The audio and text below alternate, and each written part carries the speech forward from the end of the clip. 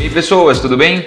Se não for pedir muito, já deixa aquela curtidinha aí no vídeo. Espero que você entenda e goste da resolução da questão que vai ter aqui. E se você quiser acompanhar todos os próximos vídeos e aprimorar a tua matemática, também já se inscreve no canal, compartilha com seus amigos, dá aquela moralzinha, beleza? Vamos para a questão, bora! Questãozinha aí do Enem 2020 fala pra gente o seguinte: enquanto um ser está vivo, a quantidade de carbono 14 nele existente não se altera. Quando ele morre, essa quantidade vai diminuindo. Sabe-se que a meia-vida do carbono 14 é de 5.730 anos. Ou seja, num fóssil de um organismo que morreu há 5.730 anos, haverá metade do carbono 14 que existia quando ele estava vivo.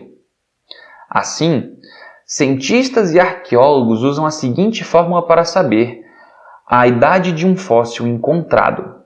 Q de T é igual a Q0 vezes 2 elevado a menos T sobre 5.730, em que T é o tempo medido em ano.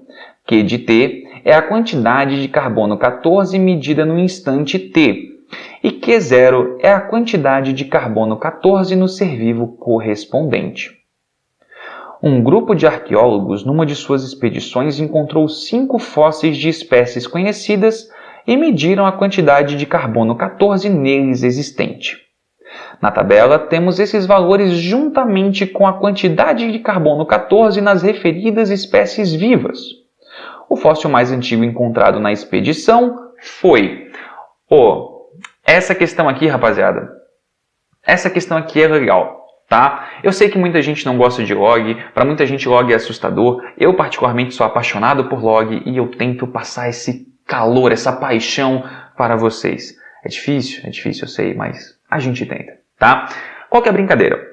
Aqui tá uma mistura aqui, né, de uma matemática com uma química / biologia, né, essa história do carbono 14, ao mesmo tempo tem uma ideia de meia-vida, então acaba conversando com essas com esses dois componentes curriculares aí, né?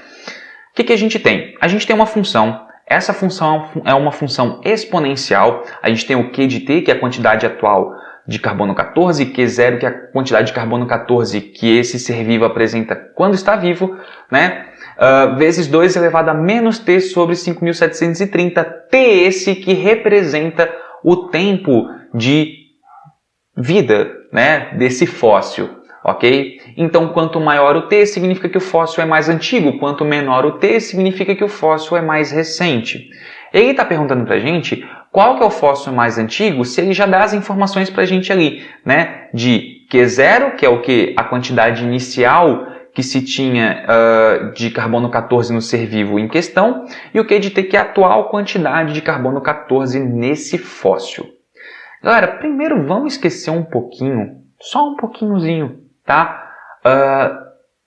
Dessa tabela, porque o nosso foco aqui é encontrar o T. E o T é o tempo.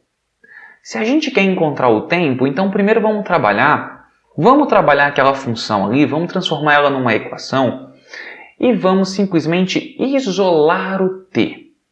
Fazer realmente uma escrita em função de T. Vai ficar mais fácil se a gente pensar dessa maneira, tá? Vamos lá então, olha só.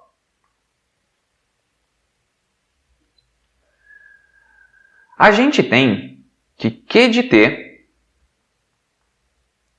é igual a Q0 vezes 2 elevado a menos T sobre 5.730. Se eu quero isolar o T, eu vou começando aos poucos a deixar ele sozinho de um dos lados da equação. Então, o primeiro passo que eu vou fazer, eu vou pegar esse Q de 0, que está multiplicando essa potência que contém o T, e vou jogar ele para o outro lado. Como ele está multiplicando a potência, ele vai para o outro lado dividindo. A gente vai ter então que Q de T dividido por Q0 vai ser igual a 2 elevado a menos T sobre 5.730. Eu vou fazer agora um movimento aqui que para algumas pessoas vai ser estranho, mas eu sei o quanto isso vai melhorar na questão. Se você não fizesse ele, talvez a sua questão ficasse um pouquinhozinho mais longa, mas ia ser pouca coisa, tá? Que é o quê?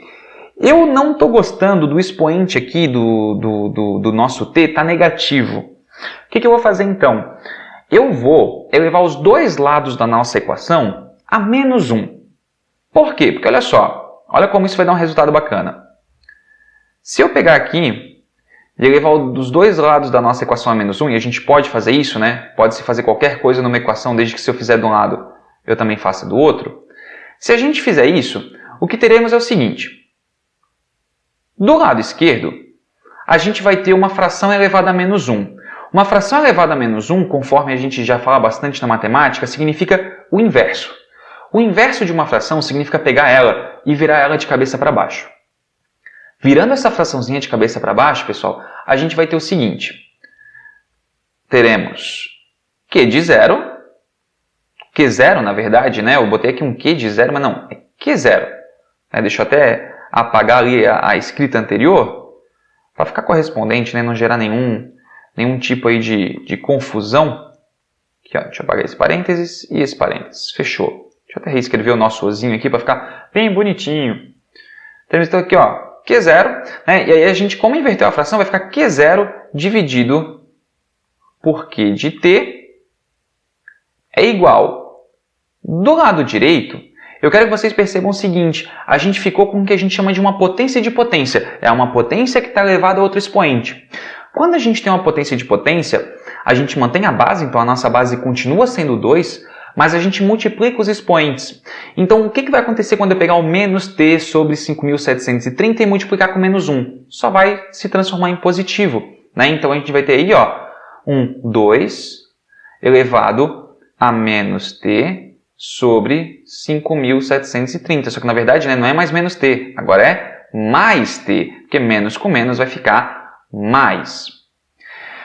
E aí, galera, aqui é onde eu sei que vocês vão começar a ficar preocupados, mas é onde fica bonito, tá? Para continuar isolado esse t, para ele continuar isolado, eu vou pegar o nosso 2, que é uma base, e jogar para o outro lado. Só que quando eu jogo uma base de potência para o outro lado da equação, ela vai como uma base de logaritmo. Olha o que a gente vai ter então, olha só. A gente vai vir aqui, esse 2, que é uma base de potência, vai ser jogado para o outro lado como uma base de logaritmo. Então agora é um logaritmo na base 2, e aí a gente vai ter o logaritmando como sendo Q0 sobre Q de t.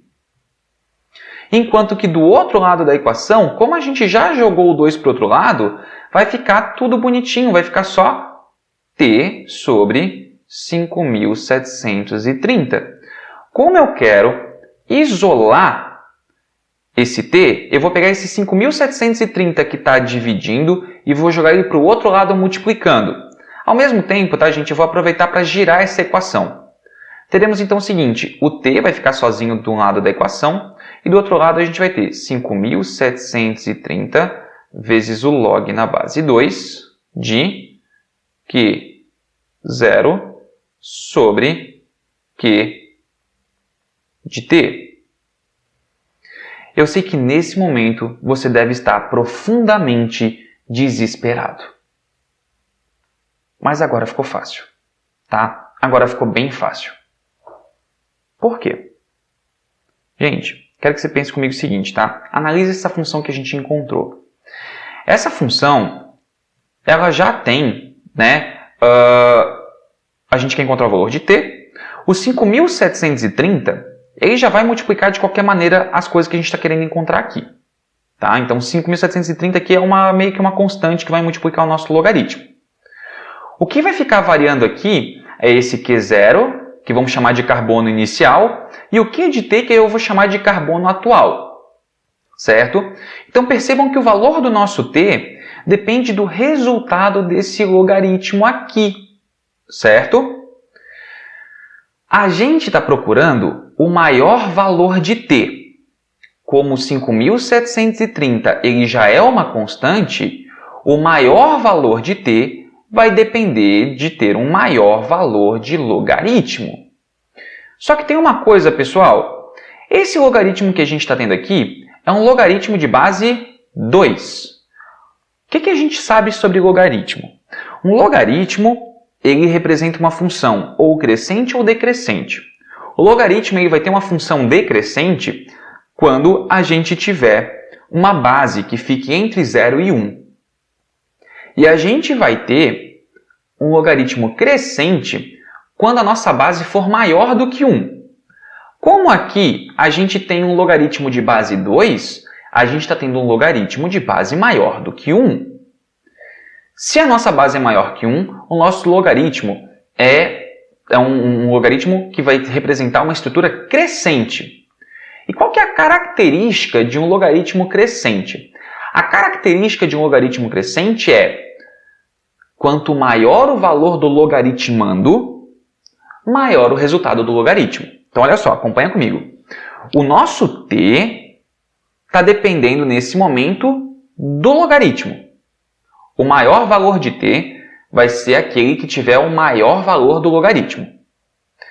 O maior valor do logaritmo, como a gente tem um logaritmo de base 2, vai ser aquele que vai ter o maior logaritmando.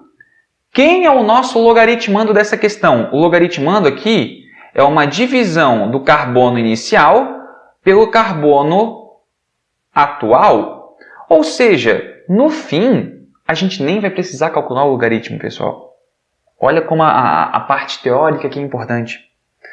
Na lógica que a gente acabou de construir aqui, o que eu estou falando é o fóssil mais antigo, aquele que tem o maior tempo, que vai apresentar o maior T, é aquele em que essa divisão de Q0 por QT, por carbono inicial dividido pelo carbono atual, é aquele que tiver o maior resultado.